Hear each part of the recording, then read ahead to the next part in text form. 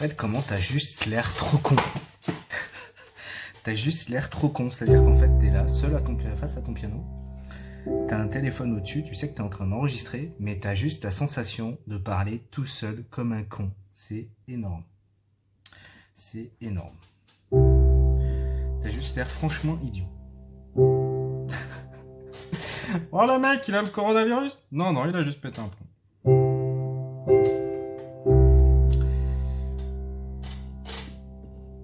Bon, avant d'attaquer la lettre à Élise, c'est un spécial dédicace pour toi, Cindy, qui t'écoute. Qui t'écoute donc. Bref, de toute façon, je ferai pas 50 000 prises, ça c'est sûr et certain, parce que je sais d'avance que ça va me gonfler. On va juste commencer par faire les présentations avec le piano. Ici, on a ce que tout le monde connaît, le Do.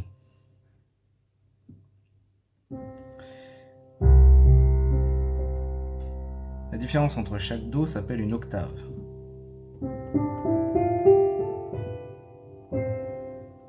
Huit notes, octave. Ensuite, on a des blanches, des noires, des blanches, des noires, blanches, blanches, noires, blanches, noires, blanches, noires.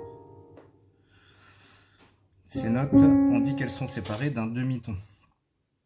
Alors l'idée c'est quoi? C'est juste qu'après on ait le même vocabulaire en fait. C'est que si jamais on parle d'un demi-ton au-dessus, un demi-ton en dessous, pour l'instant ça a l'air d'être du chinois, mais en soi c'est super simple. C'est-à-dire que cette note-là, elle est séparée de la noire du dessus par un demi-ton. Si simple que ça. Et cette blanche-là, elle est séparée de un ton avec celle-là, puisque un demi-ton plus un demi-ton égale un ton.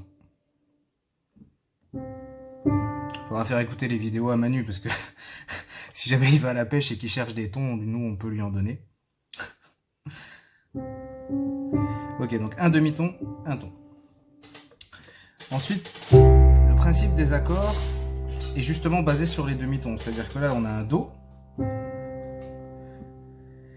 Et à partir de cette note-là, on va créer un accord. Un accord, par définition, c'est l'association de trois notes différentes. Donc, en l'occurrence, pour un Do majeur, on associe ces trois notes-là. La première est le Do, qui donc porte le nom de l'accord. C'est la fondamentale. La fondamentale, c'est celle qui donne le nom à l'accord. La deuxième note qui le compose s'appelle la tierce. Alors pareil, à quoi ça sert de savoir tout ça? Déjà qu'on va pas se taper tout le solfège, par contre c'est bien d'avoir un minimum de vocabulaire. Donc, fondamentale de l'accord, la tierce, majeure ou mineure, on y reviendra plus tard, la tierce, et puis la troisième note de l'accord, c'est la quinte. Donc si on veut un Do majeur, on fait un Do, une tierce et une quinte. Et finalement après le phénomène se répète. Si on veut un Sol, un accord de Sol, donc le Sol, Do, Ré, Mi, Fa, Sol, le Sol est ici. Ça c'est le nom de l'accord, la fondamentale, Sol, la tierce et la quinte porteront toujours le même nom en fait. Alors pareil, de manière très simple, souvent c'est vendu comme étant super sorcier, même si on trouve plein de choses sur YouTube à ce sujet-là qui sont très intéressantes. En fait, l'histoire des accords est vraiment très très simple au piano, beaucoup plus simple qu'à la guitare en fait. C'est-à-dire que si on veut un accord donc à consonance majeure, à tort souvent on dit que ce sont des accords gais. Ça sent plutôt la gaieté l'histoire. Donc ça c'est ce qu'on appelle un accord majeur. L'accord mineur, par définition, c'est le même accord. La seule chose qui change en fait c'est sa tierce. C'est-à-dire qu'au lieu d'avoir cette tierce, comme je vous disais tout à l'heure, qui soit majeure, on va lui faire une tierce mineure. Mineure, on va souvent rentrer dans le mélodramatique, en fait, plutôt triste et ainsi de suite. Pareil, c'est un peu fou en fait cette histoire, mais finalement à l'oreille ça s'entend très bien. On entend bien que là c'est beaucoup plus grave que, enfin grave au sens dramatique, qu'avec un accord majeur. Accord majeur, accord mineur.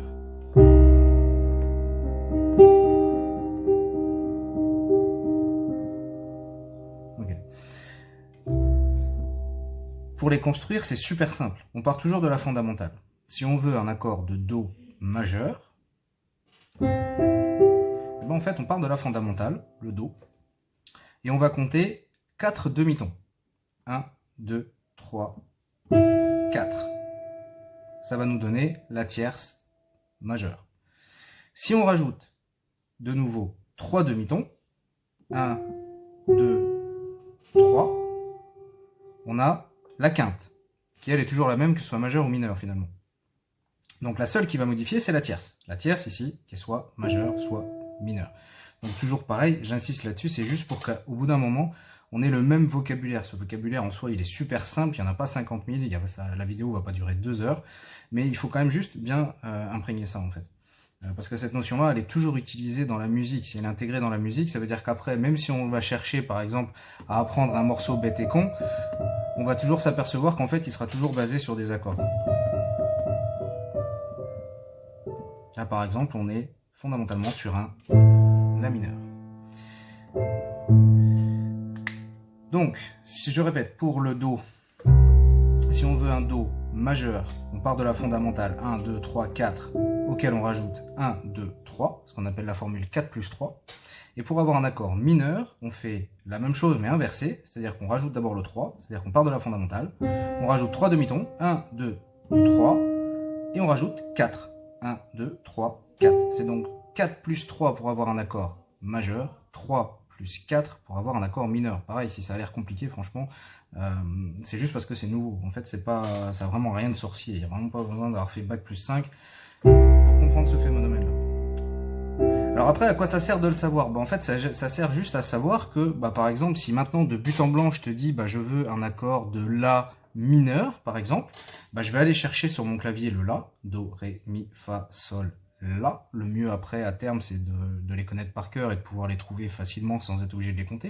Mais au début, c'est normal d'être obligé de compter. Do, Ré, Mi, Fa, Sol, La. Ok.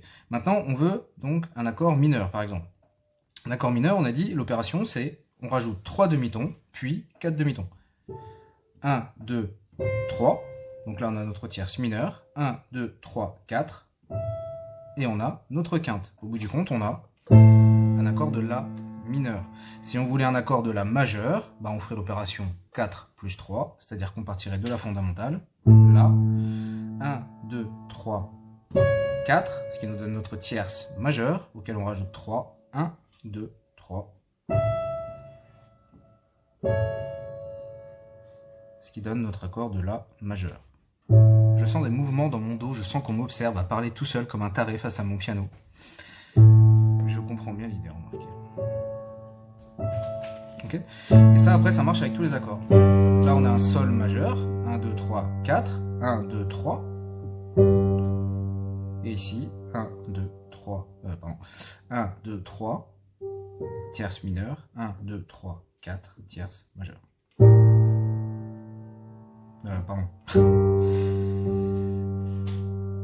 Ok, donc ça c'est pour les accords, et après ça va valoir partout, hein, partout.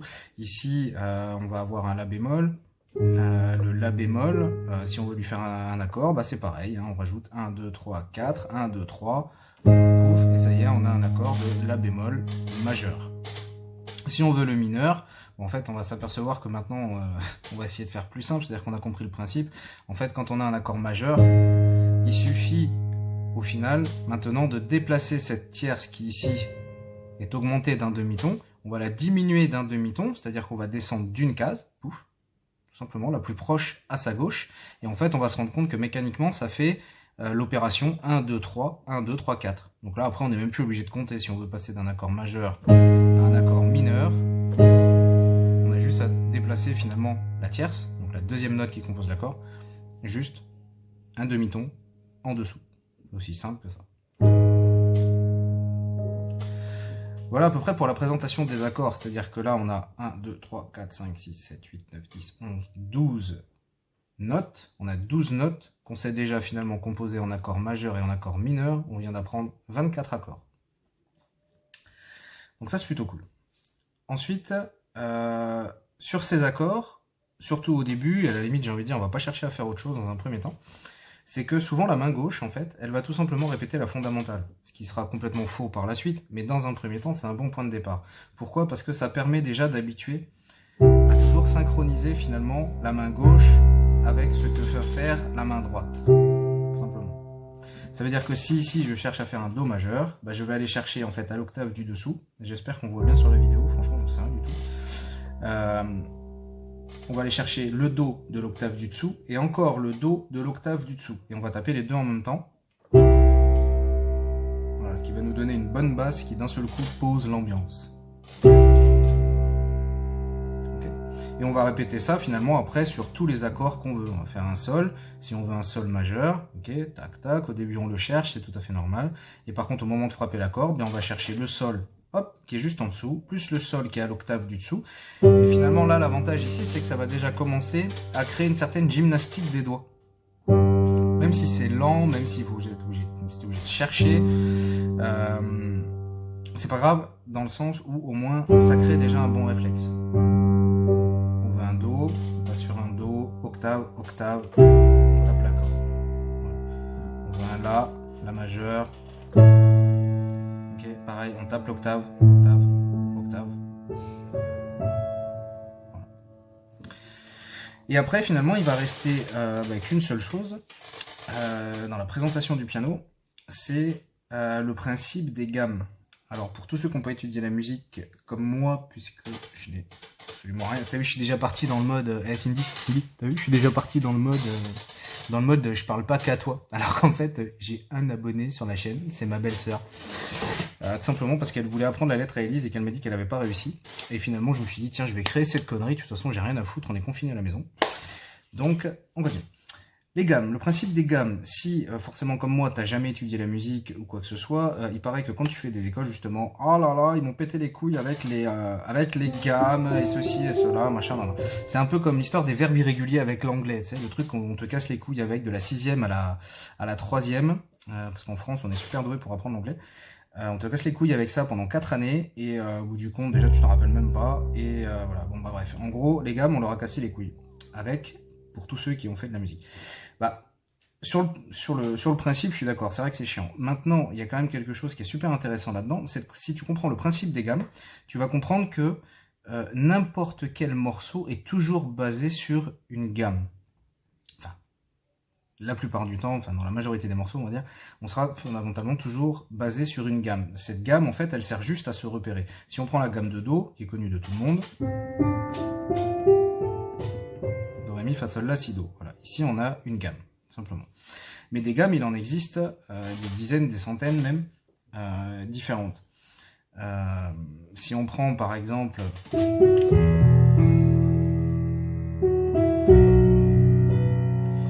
Titanic, morceau souvent joué en ce moment au balcon, d'ailleurs, même à Barcelone, super sympa, le solo avec le saxo.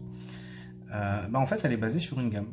Elle est basée sur une gamme. Alors, honnêtement, je vais être tout à fait honnête, je crois que je m'en souviens même plus, mais on va pas mettre trop de temps à la retrouver.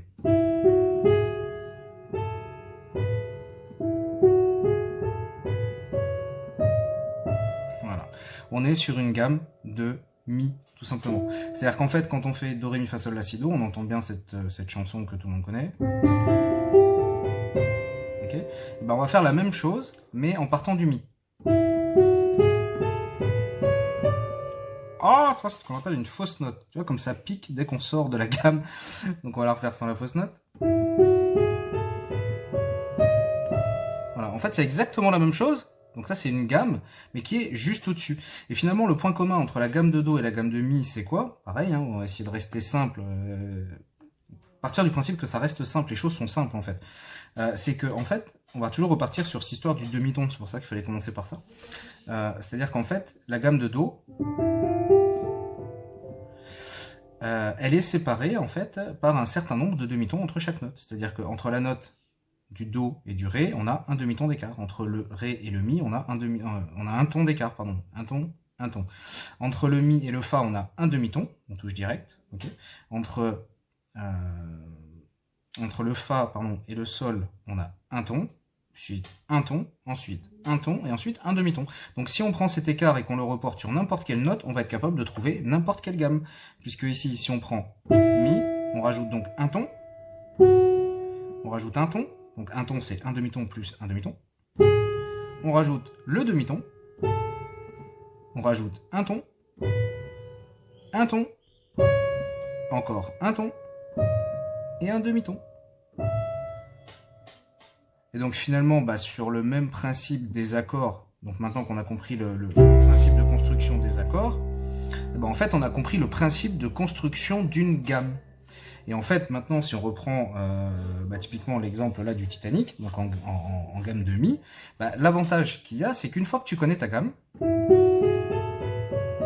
il ne s'agit pas forcément de la connaître par cœur, mais il faut au moins savoir qu'elle existe. Et en fait, on va se rendre compte que tout le morceau, et je dis bien tout le morceau du début à la fin, est joué uniquement sur ces notes-là. C'est-à-dire qu'en exagérant, si on faisait un clavier piano qui vire toutes les autres, d'accord, qui vire toutes les autres notes qui font pas partie de la gamme, on pourrait la jouer. Ça sert à quoi? Ça sert aussi à apprendre les choses plus vite. Parce que quand on a un doute, déjà, on sait que quand on va chercher la note qui nous manque, on sait qu'on va déjà forcément aller la chercher sur cette gamme-là, puisqu'on sait que tout est joué sur cette gamme-là. Donc, si on regarde, au final, on a 8 notes, comparé aux 88 qu'on a de base sur le piano, au final, on vient d'en virer un bon paquet, ça permet déjà de faire beaucoup moins d'erreurs. Voilà, je réfléchis, est-ce qu'on a fait le tour à peu près sur les présentations? Donc là, c'est pas tout à fait clair, au moins tu verras que par la suite ce sera toujours utile. Donc ce sera toujours utile en fait de savoir qu'on est sur telle ou telle gamme. Je te dis surtout quand on cherche des morceaux, ou après à terme, tu vois, si tu cherches des morceaux à l'oreille, par exemple juste pour faire l'introduction, moi je ferai une autre vidéo après pour la lettre release, mais la note forte, on voit bien qu'elle est ici, on voit bien qu'elle est là. C'est le cas de le dire, c'est le La. Il y a deux notes fortes, de toute façon, c'est bien souvent la note du début et la note de la fin. L'avantage, quand tu connais tes gammes, que tu connais tes accords, la composition de tout ça, c'est qu'en fait, après, à l'oreille, tu seras presque capable de trouver tout ça. Même si dans un premier temps, on va l'apprendre bêtement sous forme de tuto répétitif.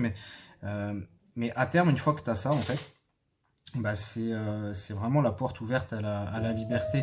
Et finalement, moi je trouve que le piano, c'est vraiment ça en fait. L'idée c'est de prendre une humeur, et quand tu prends ton humeur, après de pouvoir la rejeter sur un piano. Franchement, moi je trouve ça... Moi je trouve qu'il n'y a rien de mieux en fait quand tu es totalement déprimé d'aller faire pleurer ton piano. Mais si tu comprends pas ce que tu fais, et si tu sais pas pourquoi tu le fais, et si tu comprends pas ce principe de construction d'accords ou quoi, finalement tu vas toucher n'importe quoi, et puis voilà, tu vas faire comme tout le monde, tu vas rien comprendre. Alors que là par exemple, si on reprend l'exemple de Mi avec le truc de Titanic tout à l'heure, même si fondamentalement je ne vais pas jouer le Titanic, mais je sais que cette gamme là elle est forcément bonne, je vais pouvoir faire finalement au final à peu près n'importe quoi sur cette gamme, mais à défaut d'être joli, au moins ce sera pas faux. C'est juste ça en fait. L'intérêt c'est ça. C'est de se dire que si je joue maintenant n'importe quoi sur cette gamme là, je ne serai pas faux.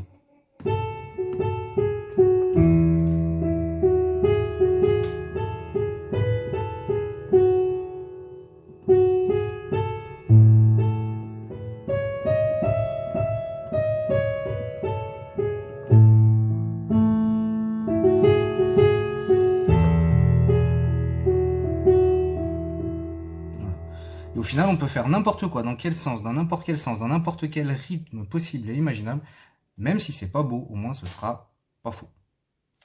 Voilà, on en reste là-dessus. Si jamais j'ai une autre idée en ce qui concerne la présentation du piano et puis ce que c'est concrètement, écoute, je reviendrai dessus plus tard, mais il fallait commencer par prendre le vocabulaire. À toutes et surtout, restez couverts.